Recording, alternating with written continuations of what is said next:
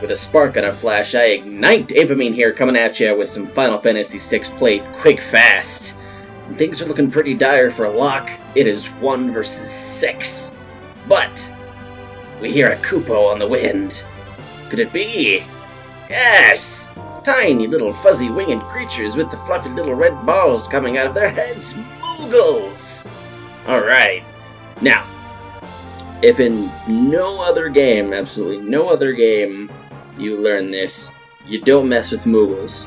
Moogles will kick your ass and kill your family without a second thought. And no, I don't need no information. Too good at this game to need information. Alright, since I'm being careful, I don't really need to, but I'm going to position these two Moogles right here, just in case any of these guys get past me in time.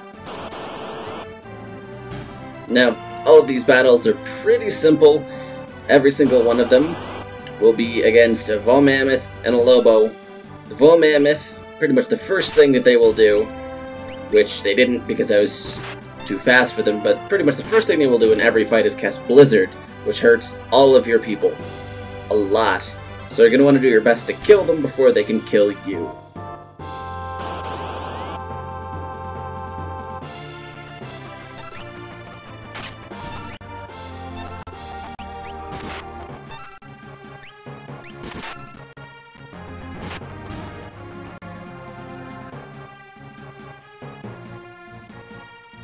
Now, if we hurry, we can kill this guy before any of the other two Moogles have to... and we didn't quite make it. Alright, it's boss time. Oh, yes, listen to that boss music.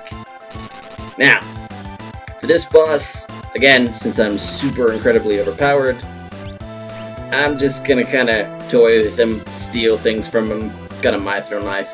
Normally, he'll use things like Net, which casts Stop on one of your party members and is really, really annoying.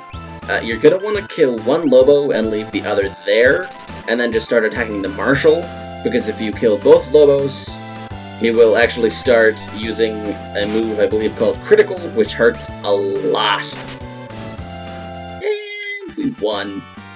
Man, it was pretty close there for a second. But hey!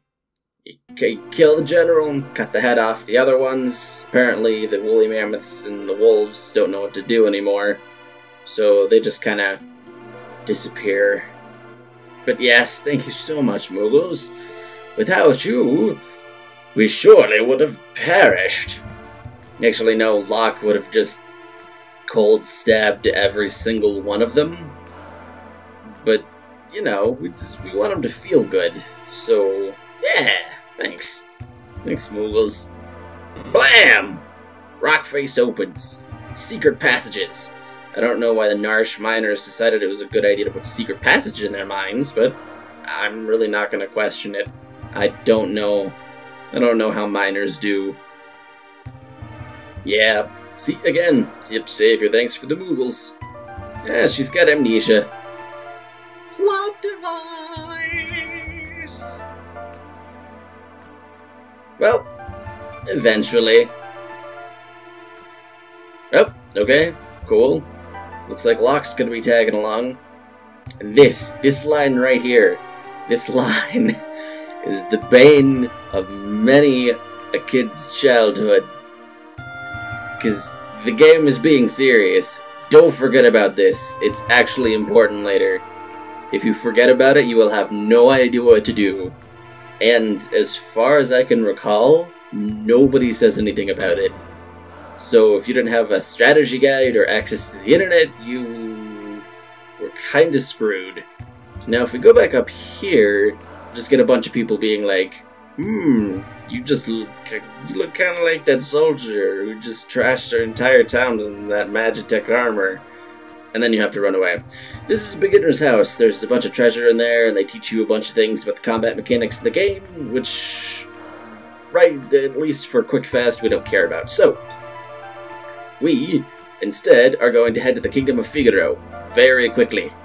Now, obviously, If you couldn't tell, probably not supposed to move this quickly on the world map. Normally you move much slower, but again, we're doing things on the QUICKFAST. And here is Castle Figaro, the capital of the Figaro lands. Halt, sir! Yeah, it's just me. Don't you recognize my face?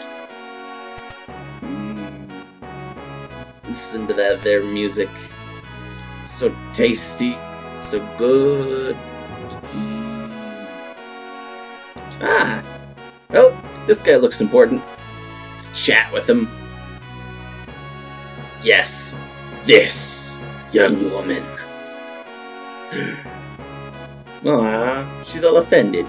How cute. How rude of me to turn my back on a lady. Young king of Figaro Castle, ally to the Empire, and the master designer of machinery. And he is indeed a master designer of machinery. He's actually absurdly intelligent, even if he doesn't immediately look it in his fine regal garb. Now, this man, normally called Edgar, but I'm just gonna call him regular Edgar, because I don't feel like screaming at him all the time. But he is one of... Well, I know I'm gonna keep making statements like this and people will disagree, but he is one of the best characters in this game. Yeah, because he's good in the beginning of the game, he's good at the middle of the game, he's good at the end of the game. There's really no point at which he's not useful. He's great. He's awesome. Figaro and the Empire are allies. Hooray!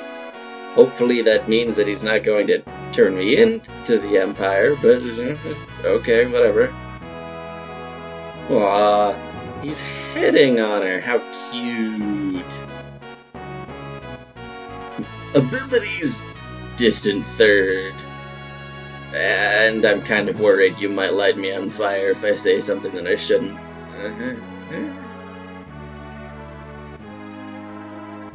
But I'm hardly normal. Alright, so on the left and right you'll find merchants. There are actually some treasure chests that I'm going to get here, just because they're right there. But there are also a couple of things that we want to buy from this specific guy. After you talk to Edgar, you automatically get an auto crossbow, which is pretty good.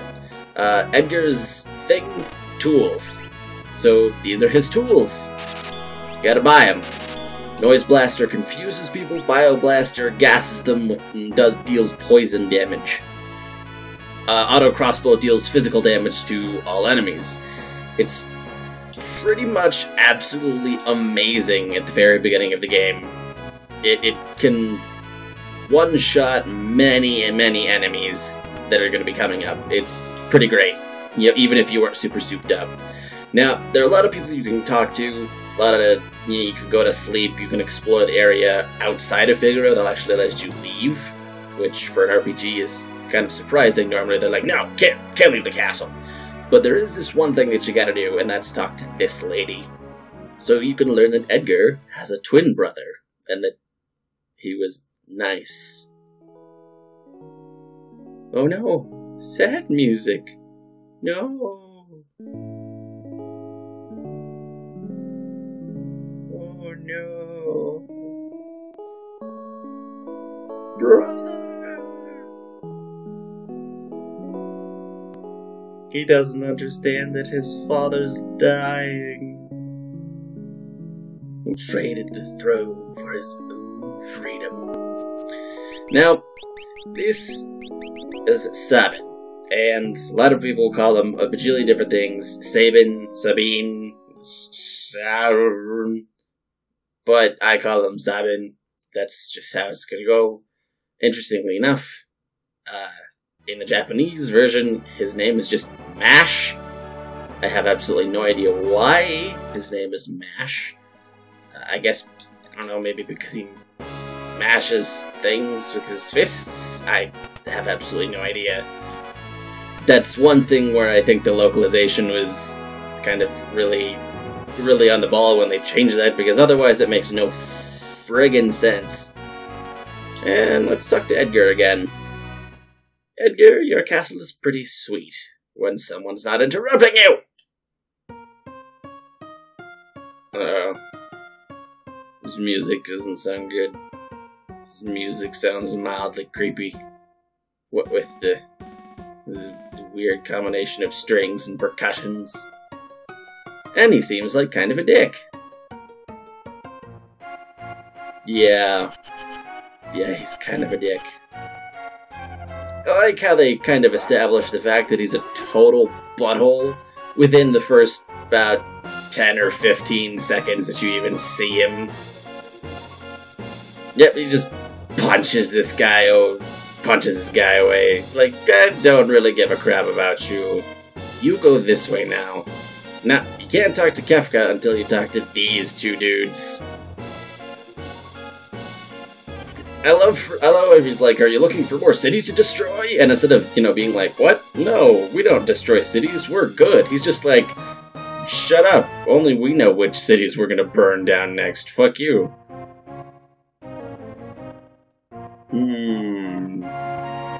He knows. But how does he know? We, of course, know that he is lying too. Everybody's lying to everybody else. Political intrigue.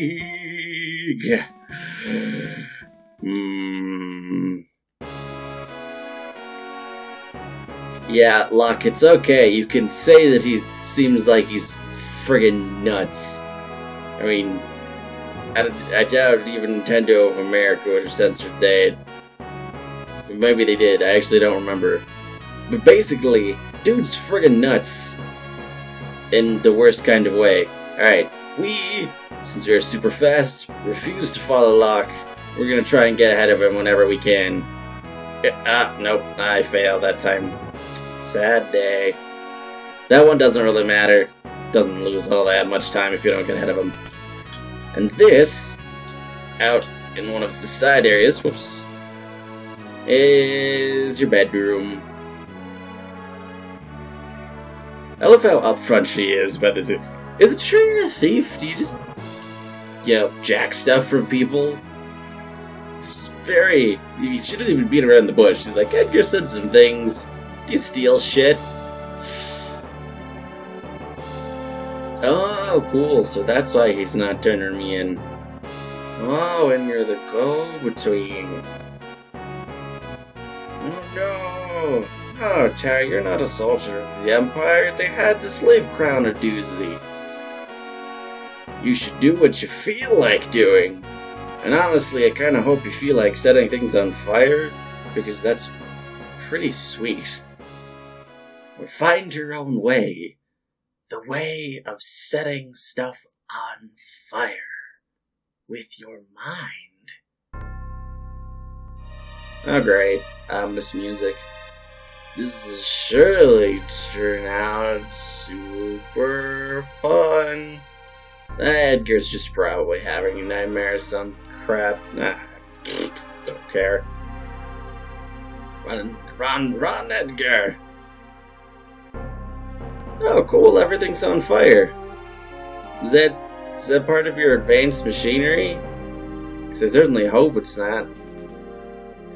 Oh, I understand now. Kefka firebombed my castle. What a fine gentleman. So, honestly, I can't be absolutely sure, but I'm pretty sure that this is a reference to Beavis and Butthead. Fire! Fire! I honestly have no idea, but I think it is. So, you can't do anything until you run up here and talk to this here soldier, who, gets everything ready for the party. No, Edgar, don't sell out Terra. She's the only hope of humanity. Oh, or he's just gonna do a cool thing that he had planned anyway. And Kefka's gonna try and make fun of him. And it's not really gonna work, because Kefka does not know all the facts. He doesn't know everything. And in fact, he's going to be shown one of those facts that he does not know, and it is going to be freaking glorious. You cannot firebomb the city of Figaro. City of Figaro is immune to fire because the city of Figaro can submerge underneath the sand. Hell yes! Batten down the hatches, men, and drill down deep. Ha-ha! And so Castle Figaro sinks beneath the sands. And understandably, Kafka is a little bit pissed off about it. And apparently he just had 2 Magitech soldiers just kind of around that nobody saw. And when it comes to 2 Magitech soldiers that absolutely nobody saw, I know a lot of things. This is a bit of a post-edit because I was super eager to show off how Edgar's tools did and went that I completely forgot to use Terra's magic and get this little cutscene for everybody, which is kind of important, and the entire point of doing things quick fast is to show the story. So I went back, did this in post, re-recorded everything, and now you get to see the cutscene, and you get to see Terra wink all cute, and the 2 guys be like, "Woo, she winked at me." So enjoy. I'll be yammering in real time in just a second here.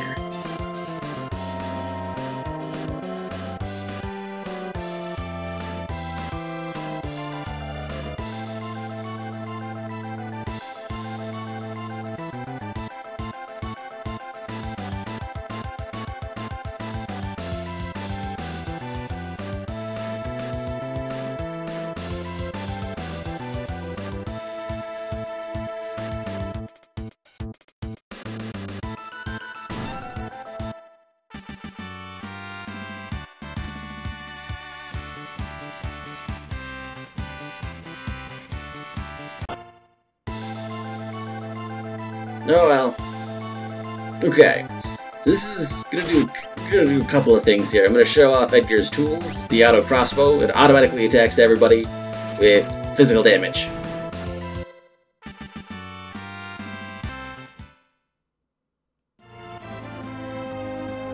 Bravo, Figaro!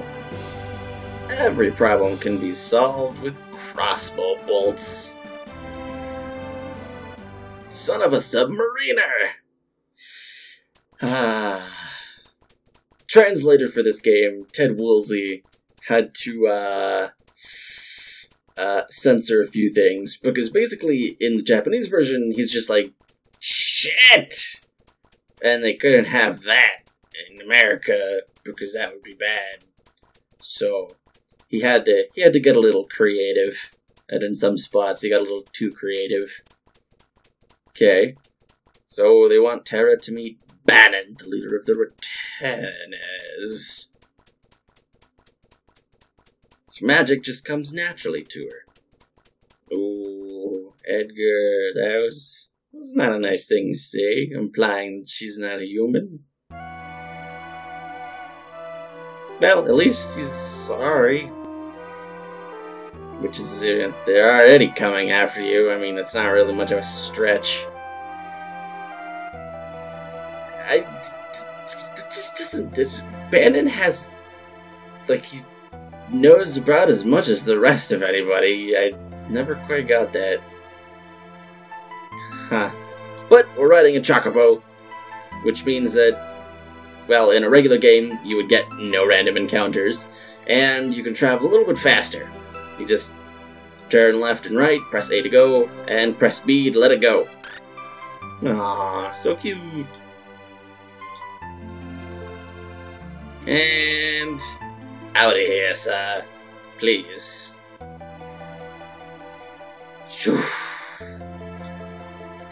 And this is a relatively short cave, unless you're going for all the treasures, which I am not. So if you explore all over the place, you'll get some nice stuff. But, yeah, just go straight for the exit, because you're too cool for school. Random battles, bosses, and all of that other kind of stuff. Instead, you should go over here. Now this place is South Figaro. If you're playing the game normally, you're going to want to rest at the end, buy some new weapons and armor, but I don't care. But we do want to visit this teeny tiny little house up here, where Edgar gets suspicious. What's that smell? Unfortunately, nobody has to shoot themselves in the face to be able to figure out what the smell actually is. I should say, fortunately, nobody has to shoot themselves in the face to figure out what that smell is. And a neat thing, you just sleep here. Nobody really cares. It's just, this is a bed. Go sleep in it. It'll be great. What? Game? Oh, there's a thing. This is where Sabine was living. And there's an old man telling me everything you know. All of it. All of it. Who the crap is Master Duncan? Chances are you have a bad feeling about everything. Whatever. And this right here is Mount Colts. The next area we're gonna have to go to. But this is an excellent stopping point. This has been me, Ampamine, coming at you with some more Final Fantasy VI played quick fast. Thank you for watching. As always, I appreciate it, and I will catch all of you on the flip side.